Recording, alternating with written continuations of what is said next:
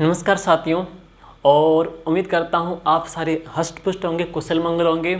और जैसा कि आपने थंबनेल पे जो देखा है कि वो था वीडियो एग्ज़ाम को मात्र 12 दिन बचे हैं दोस्तों। वीडियो एग्ज़ाम को मात्र 12 दिन बचे हैं। लगभग जितनी तैयारी करनी थी सभी बच्चों ने कर ली है, लेकिन लास्ट के अंतर्गत 2-3 प्रकार की जिज्ञासाएँ हैं वो हर एक बच्चे के मन में होती है। चाहे वो बच्चा जो टॉपर्स निकलेगा वीडियो का उसके मन में भी होगी है, चाहे जिसके नंबर कम आएंगे उसके मन में भी होगी, जो मिडिल में होगा उसको तो सबसे ज़्यादा होगी है। कई प्रकार के कुछ इंक्वायरी रहती है, जैसे कि लास्ट टाइम के अंतर्गत हम कितना पढ़ें, किन टॉपिक्स को अच्छा तवज्जो दें, मॉडल पेपर कौन सा करें, कैसे करें, एक दिन में कितने सब्जेक्ट पढ़ें, करंट में क्या पढ़ें। तो ये जो वीडियो है, इस वीडियो के अंतर्गत जैसा कि आपको दिखाई दे रहा है कि ये सब्जेक्ट हैं और इस सब्जेक्ट में से इतने इतने प्रश्न आने हैं और 15 गुना वो आपको लेंगे, 15 गुना वहाँ पे लेंगे। तो आपको आइडिया लगाना है कि कौन से सब्जेक्ट लास्ट टाइम में हमने फोकस करें, मेन पढ़ें, जिससे हमारे क्या अंकों में सुधार हो जाए और न केवल प्री बल्कि आपको मेंस में भी हेल्प मिलेगी। तो हम उन टॉपिक की चर्चा करेंगे। लेकिन दोस्तों मैं आपको कहना चाहूँगा कि देखिए दोस्तों 11-12 है, मैथ रीजनिंग जोड़ के 12 सब्जेक्ट हैं। देखिए 12 सब्जेक्ट है और आपके पास दिन कितने बचते हैं, मतलब 12 दिन बचते हैं। 12 सब्जेक्ट है, 12 दिन बचते हैं।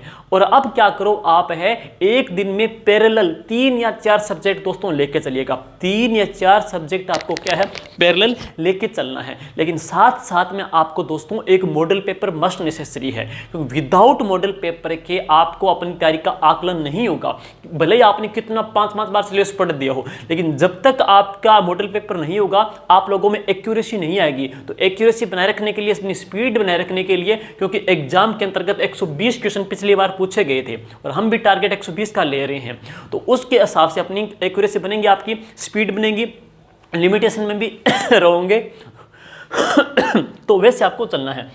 दूसरी बात है, कई बच्चे कहते हैं कि सर अब क्या है कि लास्ट टाइम में दिन 12 रहे, हम क्या करें क्या ना करें, डर रहता है।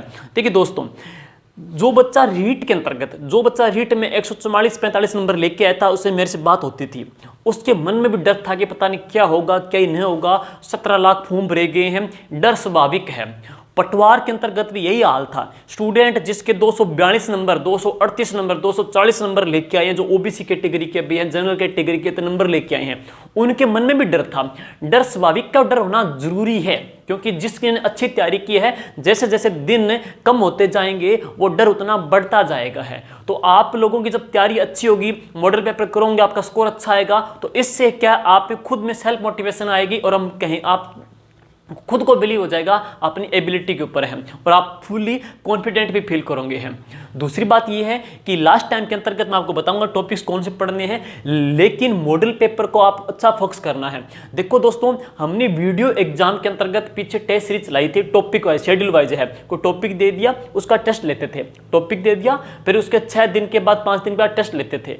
टोटल अभी तक उसके 12 टेस्ट हो चुके हैं, 2 में का टेस्ट और पेंडिंग है। अब मैंने क्या किया कि वो 11 जो टेस्ट है उनकी इकट्ठी सेटअप करा करके उनको पीडीएफ बना करके जीके भी दिला के जाएंगे टेलीग्राम में। मैं उनको आज नाइट को या फिर कल उसको पोस्ट कर दूंगा, तो वहां से आप है वो पीडीएफ निकाल करके और टॉपिक को देख करके, जैसे महाद्वीप टॉपिक का महासागर टॉपिक देखा टेस्ट में, तो आपने महाद्वीप महासागर अपनी थ्योरी पढ़ ली, अब आपको उसको क्वेश्चन करके देखना है कि आप में खुद में आपका वहां पे स्वयं मूल्यांकन हो जाएगा है। और वो टेस्ट बिल्कुल आपको पहले जो लिए थे वो तो पेड थे, लेकिन अब लास्ट के टाइम के अंतर्गत 11-12 दिन में डालेंगे, वो आप विदाउट कॉस्ट है, कोई उसके कॉस्ट नहीं है, फ्री आप टेस्ट को आप प्रिंट निकाल करके कीजिएगा है। और इसके साथ साथ में जैसे कि आपको है जीके की जो बुकलेट है, कई बच्चे कहते हैं कि सर हम जियोग्राफी के, हिस्ट्री, कल्चर वगैरह के लास्ट टाइम में है, कौन से टॉपिक पढ़ें। तो 7 डेज की बुकलेट के माध्यम से, 7 डेज 1 वीक सीरीज के माध्यम से जीके विद्या के जांगीड़ जो प्ले स्टोर है, आप इसी वीडियो के लिंक के अंतर्गत है, टेलीग्राम में है और ऐप का लिंक भी दिया गया है, वहाँ पे आपको 51 रुपीज़ के अंतर्गत है 1 वीक सीरीज या जीके 1 बुकलेट 1 लाइनर सीरीज आपको मिल जाएगी। और आज मैंने क्या है, राजस्थान ज्योग्राफी के जो ऊर्जा, उद्योग, खनिज वगैरह टॉपिक हैं उनकी भी पीडीएफ बना करके आज या कल उनको मैं उसमें डाल दूंगा है। तो इससे आपको बहुत ज़्यादा हेल्प मिलेगी लास्ट के टाइम के अंतर्गत है उन टॉपिक को कैसे पढ़ना है, आपका साथ साथ में रिवाइज भी हो पाएगा। तो 2 चीज़ आपको मिल जाएगी। चलो शुरुआत करते हैं। अपने इसी टॉपिक के लेकर के कि वीडियो एग्जाम के अंतर्गत हम किन किन टॉपिक को अच्छे से पढ़ें। देखिए दोस्तों, वीडियो एग्जाम के अंतर्गत विश्व है, देखो विश्व का भूगोल है, उसमें कुल कितने क्वेश्चन आने हैं, उसमें कुल 5 क्वेश्चन आने हैं दोस्तों। विश्व के भूगोल में से 5 क्वेश्चन आने हैं। और विश्व के भूगोल के अंतर्गत जो आपको टॉपिक दे रखे हैं वह टॉपिक कौन से हैं, महाद्वीप है और कौन से हैं, महासागर हैं। देखो दोस्तों, महाद्वीप और महासागर इतना टॉपिक दे रखा है। बहुत सब्जेक्ट हालांकि 11-12 है, लेकिन इसमें टॉपिक्स बहुत लिमिट है, शॉर्ट में है।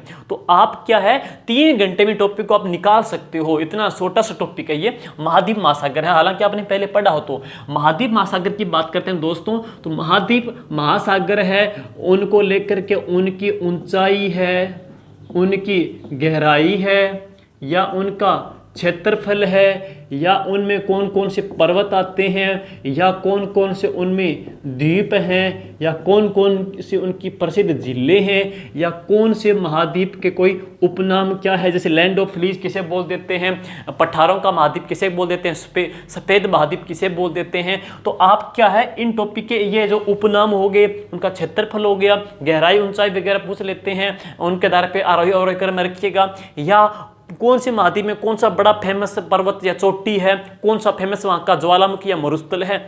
तो ये मेन एस्पेक्ट इसके रहेंगे, इनको आपको पढ़ना है अच्छे से है। 5 क्वेश्चन दोस्तों इस टॉपिक में से आने हैं विश्व के अंतर्गत, तो ये टॉपिक आपको इसमें से करना है। दूसरी बात करें भारत के अंतर्गत, देखिए दोस्तों भारत की ज्योग्राफी उसमें से 4 या 5 क्वेश्चन है, 5% मान के चल रहा हूँ, 5 क्वेश्चन आने हैं। और भारत की ज्योग्राफी के अंतर्गत बस मेन क्या देखना है आपको, भारत की जो इकोलॉजी है, भारत का जो पारिस्थितिकी तंत्र है, बस इसको अच्छे से गौर से देखना है। भारत का पारिस्थितिक तंत्र है, भारत के वनस्पति है, भारत के वन्य जीव है, और साथ साथ में मैं तो पिछली बार क्या भारत के उद्योग में से प्रश्न भी पूछे गए थे, भारत की कृषि से ही प्रश्न पूछे गए थे, लेकिन यह इसका मेन रहेगा, भारत की पारिस्थितिक तंत्र, भारत की वनस्पति वन्य जीव। लेकिन पिछली बार उद्योग में से प्रश्न पूछे गए थे, तो इसको भी आप एक बार सरसरी नजर इसके ऊपर मार लेना दोस्तों। इसके में कुल कितने क्वेश्चन आने हैं, इसके भी कुल 5 क्वेश्चन आने हैं। अब है राजस्थान की ज्योग्राफी, मोस्ट इंपोर्टेंट 18 क्वेश्चन आने इसमें से।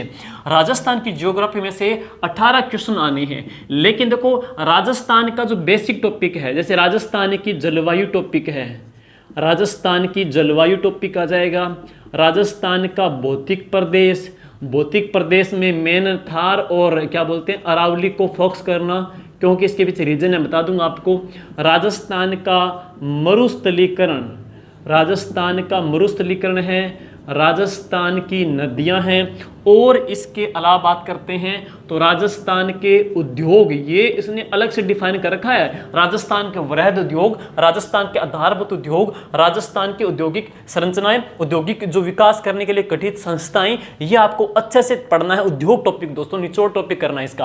और इसके जो अतिरिक्त है राजस्थान की जो कृषि भी है, राजस्थान के सिंचाई जो परियोजना है, और राजस्थान के पशुपालन है। देखिए दोस्तों जलवायु टॉपिक सारे पढ़ते आ रहे हो, और मतलब जो आपने कोपेंटिवार पटवार में पढ़ा था वो यहाँ पे सेम रहेगा, कोई डिफरेंस नहीं है इनमें है। लेकिन कोपेंटिवार थोर्नवेट का अच्छे से देख लीजिएगा। अब राजस्थान के भौतिक प्रदेश में थार अरावली क्यों ले रहे हैं, क्योंकि थार जो टॉपिक है मरुस्थल टॉपिक है, यहाँ भौतिक प्रदेश में भी आ जाएगा। मरुस्थलीकरण में जिले हैं, जनसंख्या है वगैरह वगैरह है, उसकी स्तूप के प्रकार हैं, और ये आपका मरुस्थलीकरण टॉपिक है, उसमें भी हेल्प करेगा ये। हालांकि मैंने मरुस्थलीकरण की PDF बहुत अच्छे तरीके से बना करके टेलीग्राम ग्रुप में डाली है, आप वहां से इसको रीड आउट कर सकते हो।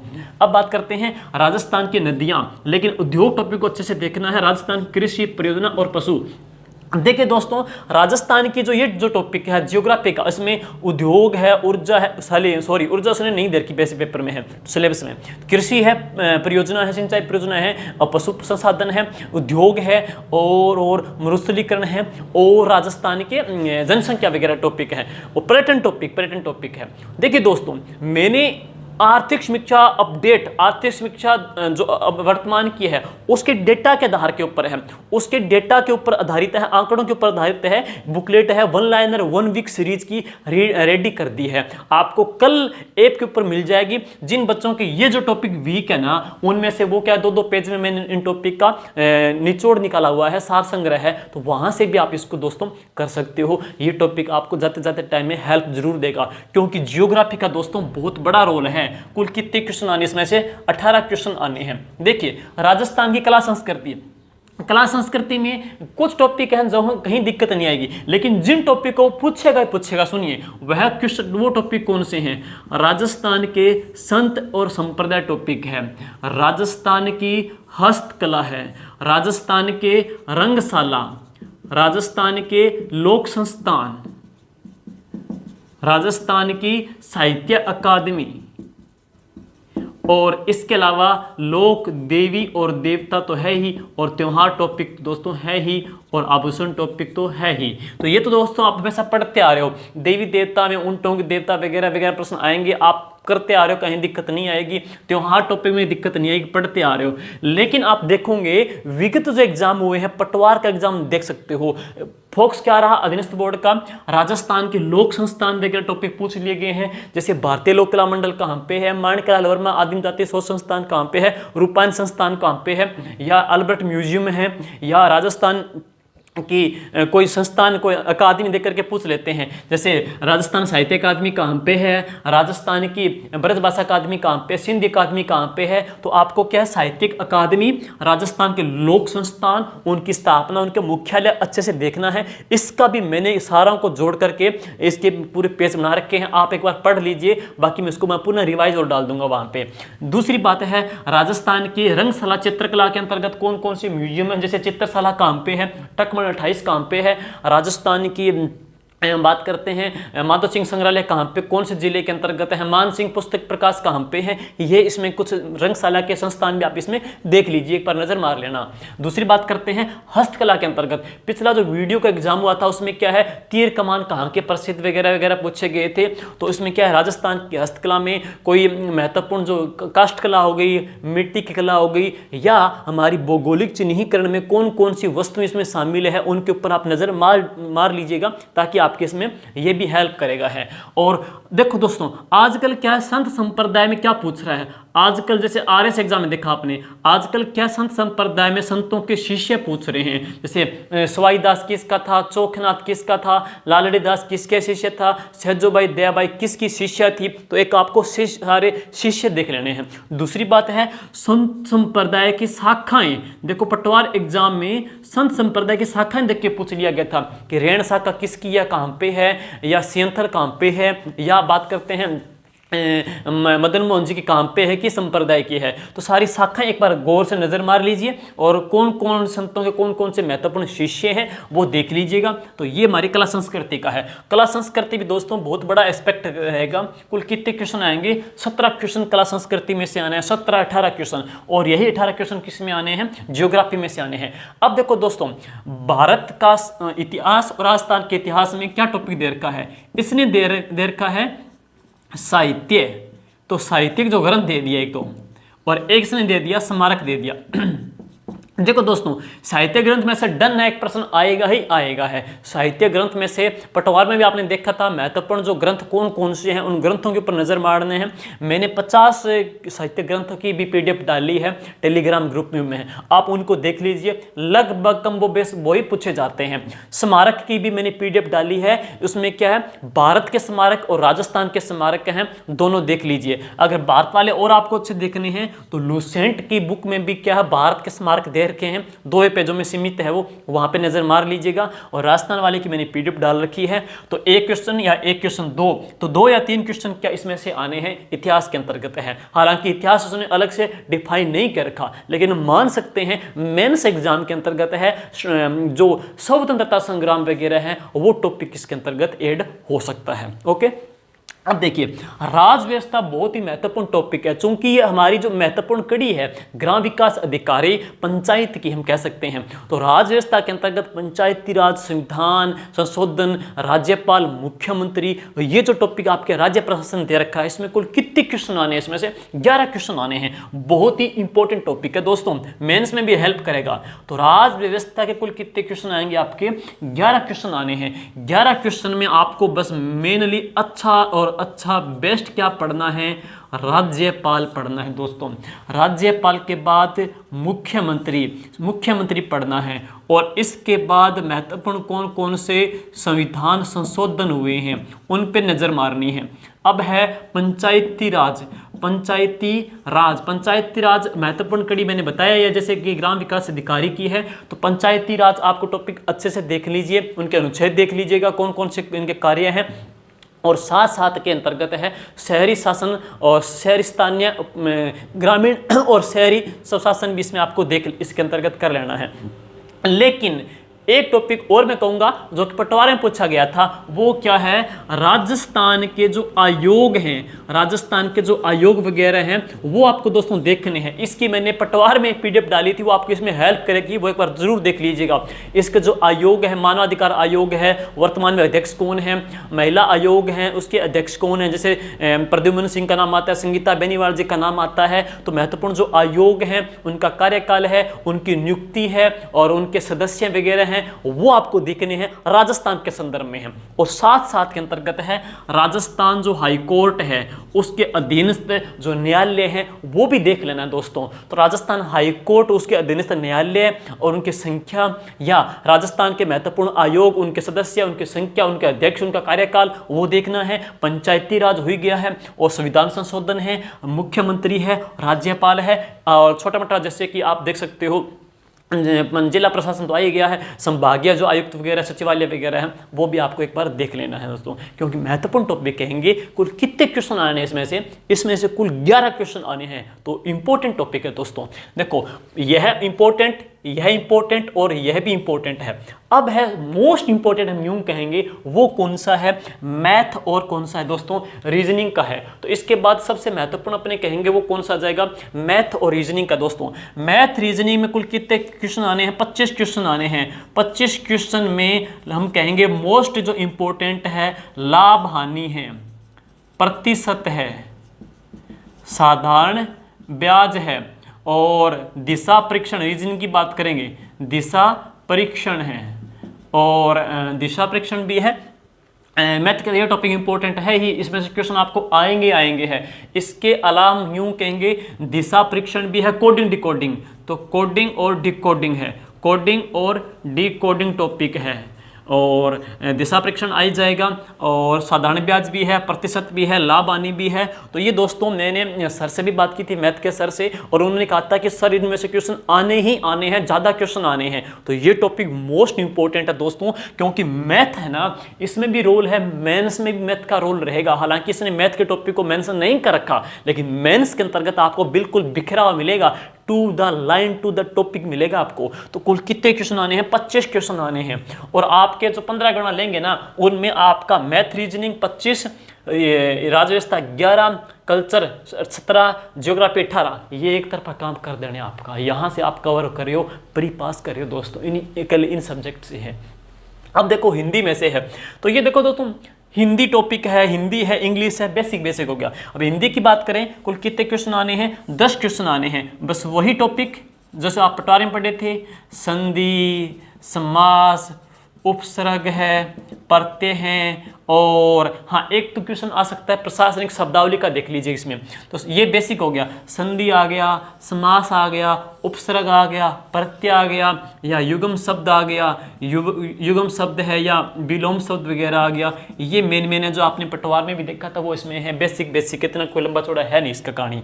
अब देखो दूसरी बात, कंप्यूटर की बात करें। देखो दोस्तों मैंने सर से बात की, तो उन्होंने कहा कंप्यूटर में से मोस्ट लाइमलाइट है ना, तो वो तो क्या है? मेमोरी टॉपिक है। मोस्ट इंपॉर्टेंट क्या है इस कंप्यूटर के अंतर्गत? क्या रहेगा? मेमोरी टॉपिक रहेगा। मेमोरी टॉपिक के बाद कंप्यूटर की जो नंबर सिस्टम है, कंप्यूटर का जो नंबर सिस्टम है वो आप अच्छे से देख लीजिए। तो मेमोरी टॉपिक है, नंबर सिस्टम है, और types of computer, types of computer है, कंप्यूटर के प्रकार हैं, और साथ साथ में कंप्यूटर की जो शॉर्ट की है वो भी देख लीजिए, क्योंकि सिलेबस के अंतर्गत हालांकि इसने डाला है कंप्यूटर का आधारभूत या कंप्यूटर का बुनियादी ज्ञान डाला है, बेसिक नॉलेज डाला है, लेकिन मेंस में इसकी उम्मीद है 20-25 क्वेश्चन आने हैं मेंस एग्जाम के अंतर्गत है, वहाँ पे इसको आपको वहाँ पे नेटवर्किंग वगैरह है, मेल वगैरह है, वो भी इसमें अलग से डिटेल से पढ़ने पड़ेंगे। एक बार के लिए कंप्यूटर की memory, number system, types of computer, short की, इन के ऊपर आप अच्छे से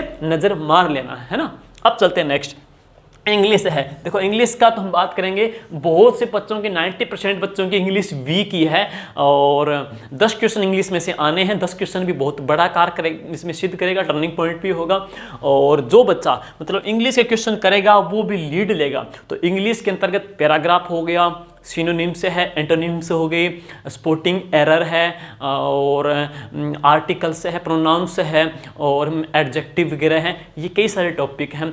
तो इंग्लिश अगर आपको जितना आप 10 में से आप 4 क्वेश्चन करते हो तो वो भी बढ़िया है, लेकिन मैं यूं कहूँगा कि लास्ट टाइम के अंतर्गत अगर आपने इंग्लिश पहले ही नहीं पढ़ी तो लास्ट 10-11 दिन में आप इतने को नहीं पढ़ सकते। लेकिन कुछ ऐसे टॉपिक जो आप इंग्लिश विशेषज्ञ से पूछ सकते हो कि हम 4 या 5 क्वेश्चन कर ही दें, तो उनसे आप जरूर कभी कंसल्ट कर लीजिएगा, इंग्लिश को लेकर के है।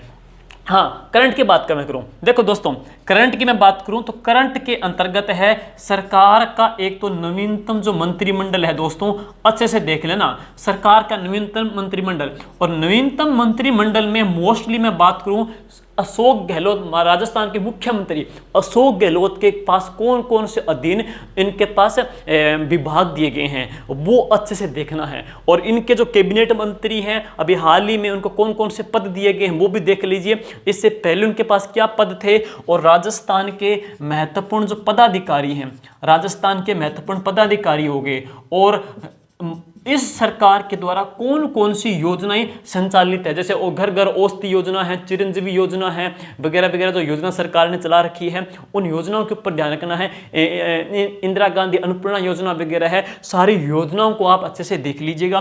मंत्रिमंडल है, मुख्यमंत्री के अधीन कौन कौन से विभाग हैं, महत्वपूर्ण पदाधिकारी कौन कौन से, महाधिवक्ता कौन सा है, इसमें निर्वाचन आयुक्त कौन कौन से हैं, ये मेन देख लीजिएगा।